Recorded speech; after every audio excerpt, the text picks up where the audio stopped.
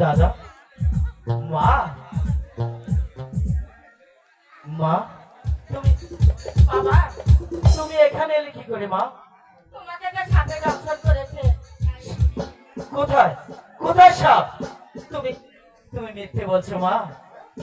মা কখনো ছেলের কাছে মিথ্যা কথা বলে না। তোমাকে সাপে দংশন করেছিল, তাই মা কর্তা তোমাকে ভালো করে দিয়েছে। যাও তার কাছ থেকে তুমি ক্ষমা চেয়ে নাও।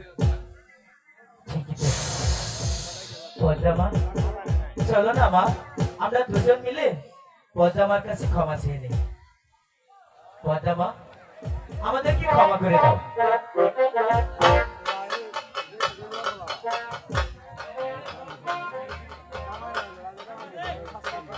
শোনো রাখো, বলো বলে যেন এই পদ্মার সাথে বেদবি না হয়। আর যদি বেদবি হয় এর সাথে শিক্ষা আমি দেব। কথা মনে দুঃখ রাখাল, মা গো, আর কখনো ভুল করবে না। না এইবার চলে যাও। আর জীবনেও ভুল করবো না। বিদায় রাখালের মা। বিদায় বিদায় মা, বিদায় বিদায়। বিদায় মা। না!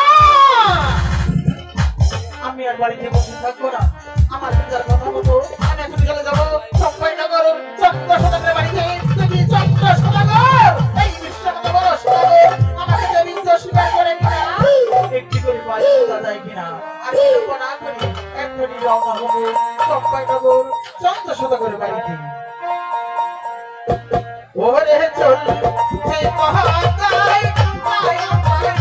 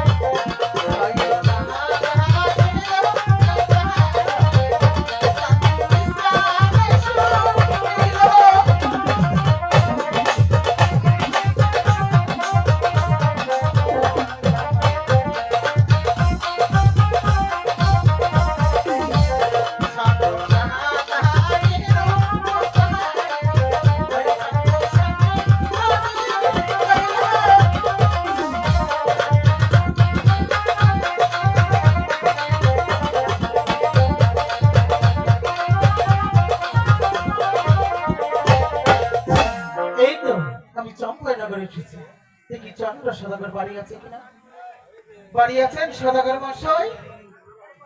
আরে বাড়ি চন্দ্র সদাগর। পিতার স্বর্গ, বাড়ি আছেন সদাগর মশাই? পিতাই ধর্ম, পিতায় হে প্রমাণান্ত, ভগবিতা তুমি স্বর্গ হতে আশীর্বাদ করো, আমি যেন বাড়িতে